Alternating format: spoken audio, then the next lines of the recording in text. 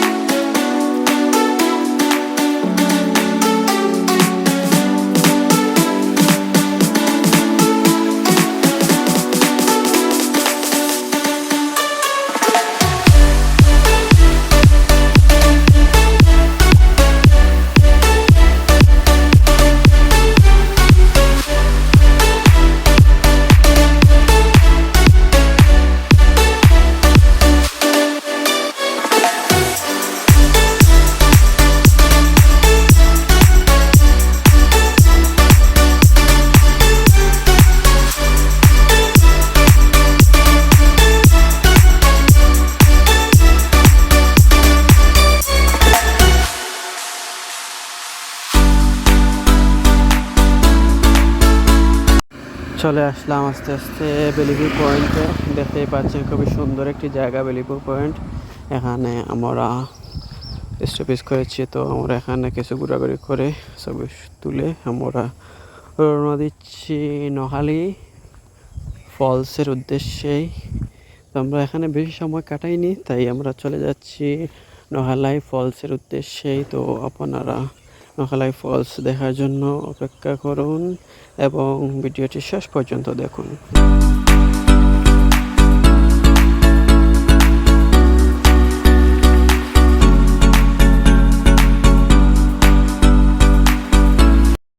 আমরা এই মুহূর্তে নোহালাই ফলসের উদ্দেশ্যেই যাচ্ছি এবং আমরা প্রায় চলে আসছি। এই পথটি হচ্ছে নোহালাই ফলসের পথ। তো এখানে খুবই সুন্দরভাবে একটি জায়গা এবং এটাই একটি সীমানা হচ্ছে উত্তর পূর্বাঞ্চল ইন্ডিয়া। তো দেখতেই পাচ্ছেন এখানে খুবই ভয়ানক একটি জায়গা, 4500 ফুট উচ্চতায় আমরা অবস্থান করছি। আমার প্রায় বই হচ্ছে কখন যেন পড়ে যায়। যাই হোক, আমি এখানে কিছু দেখার পরে আমি মার্কেটের দিকে চলে যাই। তো আপনারা দেখতেই পাচ্ছেন এখানে খুবই সুন্দর এবং সারিবদ্ধভাবে সাজানো আছে। আপনারা চাইলে কিনতে পারবেন যার যে জিনিস প্রয়োজন। তো আমি এখানে দেখার পরে আমরা চলে যাই আর একটি ফলসে। তো এখানে যাওয়ার পরে বেশি সময় আমরা থাকি না, তাই চলে গেছি। করছি এটি মেঘালয়ের অন্যতম একটি গুহা। আমরা এই গুহায় আসছি এই মুহূর্তে। দেখতেই পাচ্ছেন গুহার প্রবেশদ্বার। এখানে একজন শিল্পী কনসার্ট করতেছে, সবাই দাঁড়িয়ে ভিডিও করছে, কেউ গান শুনছে, দেখতেই পাচ্ছেন।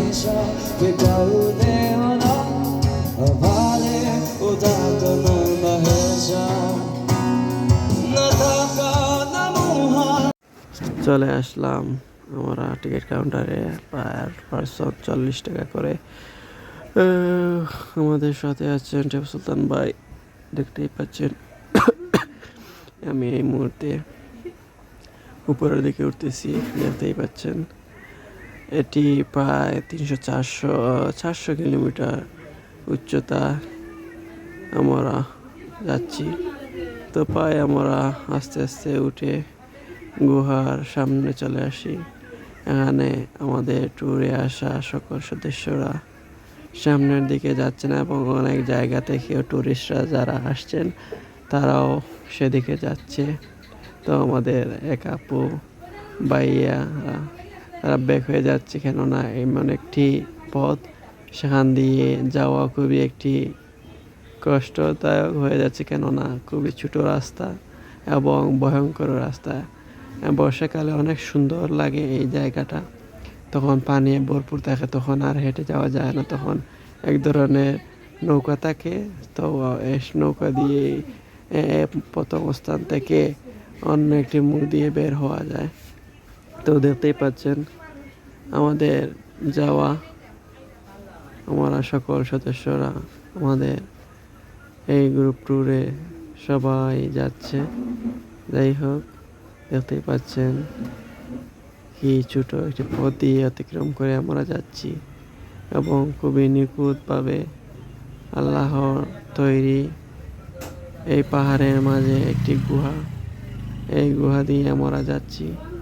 এটাই আমাদের খুবই ভালো লেগেছে। গুহা অন্যতম একটি গুহা, আল্লাহর নিদর্শন দেখার একটি সুযোগ হলো, শুকরিয়া আদায় করি। তো যাই হোক, আমরা আস্তে আস্তে বেরিয়ে যাচ্ছি, কেননা গুহা অনেক উপরে। তো আমরা বেশি সময় বলতে কি, এটি পার হতে পায় আমাদের সময় লেগেছে 10 মিনিটের মতন। আমি ভিডিও শট করে আপনাদের সামনে উপস্থাপন করলাম।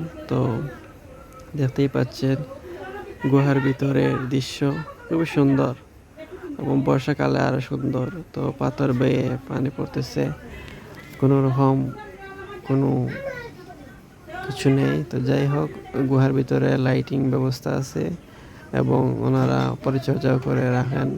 সম্পূর্ণ একটি অদৃশ্য কুটিহীনভাবে দাঁড়িয়ে আছে পাহাড়টি এবং কোনো ধরনের মিস্ত্রির কাজ ছাড়াই এই গুহাটি এভাবেই আল্লাহ তৈরি করেছেন। তো আমাদের আজকে দ্বিতীয় দিন। যাই হোক, আমাদের ট্যুর এখানেই শেষ, কেননা আমরা এখন আস্তে আস্তে বিদায় নিব। আমরা এসে আমরা আজকে আমাদের দ্বিতীয় দিনে আমরা কেনাকাটা করব, তারপরে রুমে যাব, লাঞ্চ ডিনার করে আমরা তৃতীয় দিনের অপেক্ষায় থাকবো। তৃতীয় দিনে কী কী করলাম আপনাদের সাথে শেয়ার করব, সাথে থাকুন। আমরা প্রায় চলে আসছি শিলংয়ে। আজকে আমাদের ট্যুর এখানেই সমাপ্তি। আমরা এখন যাচ্ছি শিলংয়ের উদ্দেশ্যে। আমরা আজকে শিলং শপিং করব, আজকে আমাদের দ্বিতীয় দিন। তো আমরা আজকে শিলংয়ের শেষ শপিং ডে। তো আজকে আমরা এখানে আসছি শপিং করে, আমাদের আগামীকালকে চলে যাব বাংলাদেশে। তো আজকের এই দিন এখানেই সমাপ্তি। তো আপনাদেরকে শিলং শহর কিছুটা দেখাই, আপনারা সাথে থাকুন। দেখতেই পাচ্ছেন শত শত গাড়ি, খুবই সুন্দর সারিবদ্ধ, কেউ কাউকে ওভারটেক করে যাচ্ছে না, খুবই সুন্দর, দেখলেই মন ভরে যায়।